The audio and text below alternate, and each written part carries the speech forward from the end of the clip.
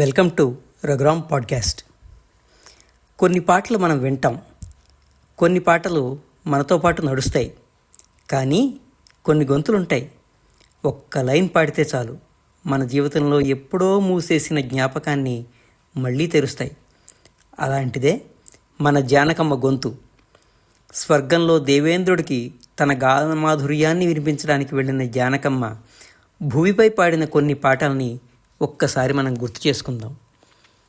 సిరిమల్లె పువ్వా సిరిమల్లె పువ్వా అని పాడిన, జాబిల్లి కోసం ఆకాశమల్లే వేచాను నీరాకకై అన్న, ఓం నమః నయన శృతులకు అని పాడిన, 16 నీలో నాలో అంటూ, బుల్లి పిట్ట బుజ్జి పిట్ట గుటిలోని గువ్వ పిట్ట అని చెప్పిన, నరుడా ఓ నరుడా ఏమి కోరిక, ఇలా ఎన్ని పాటలు పాడినా ప్రతి పాటలో తనకంటూ ఒక ప్రత్యేకత చూపించుకున్న కళాకారిణి జానకమ్మ. 1 కాదు 2 కాదు 48,000కు పైగా పాటలు అన్ని భాషల్లో పాడేశారు.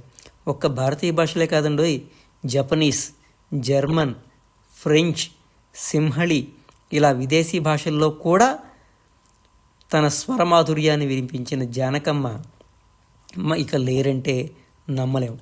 అందుకే ఆమె పాడిన పాటల్లోని కొన్ని భావాలేంటో చూద్దాం.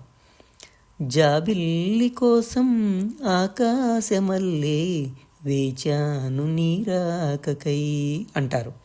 వేచి చూడడం అంటే ఏంటో ప్రేమించిన వాళ్ళకే తెలుసు. మనిషి కోసం ఎదురు చూస్తాం, ఒక్క మాట కోసం ఎదురు చూస్తాం, కొన్నిసార్లు జీవితమంతా ఎదురు చూస్తాం. ఆ ఎదురుచూపుని జానకమ్మ ఒక్క లైన్లో జీవితం చేసేసింది. మంచు కురిసే వేళలో మల్లె విరిసేదెందుకో అన్నారు.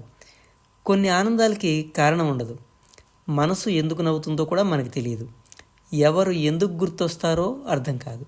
అదే ప్రేమంటే. ఈ పాటలో జానకమ్మ గొంతు వింటే నిజంగానే మన మనసులో మల్లెలు పోస్తాయి. ఆకాశం ఏనాటిదో అనురాగం ఆనాటిదే. ప్రేమ కొత్తది కాదు, మనకంటే ముందు ఉంది, మన తర్వాత కూడా ఉంటుంది.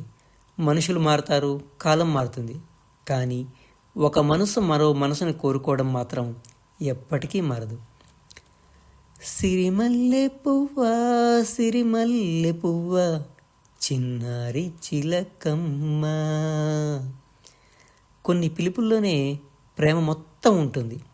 పెద్ద పెద్ద మాటలు అక్కర్లేదు, గుండెకి దగ్గరైన మనిషిని మనసారా ఒక్కసారి పిలిస్తే చాలు. జానకమ్మ సిరిమల్లె పువ్వా అన్నప్పుడు అది పాట కాదు, ఒక ఆత్మీయ స్పర్శ.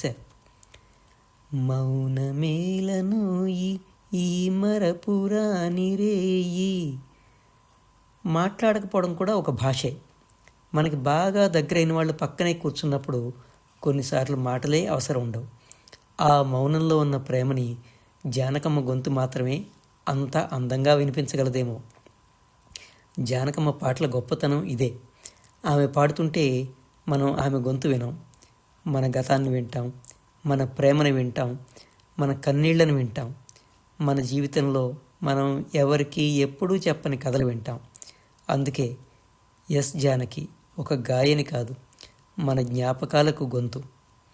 మరి మీ మనసుని ఒక్క లైన్తో ఆపేసిన జానకమ్మ పాట ఏది? కామెంట్లలో చెప్పండి. అలాగే మరిన్ని మంచి మంచి విషయాల కోసం మా ఛానల్ని సబ్స్క్రైబ్ చేయండి. ధన్యవాదాలు.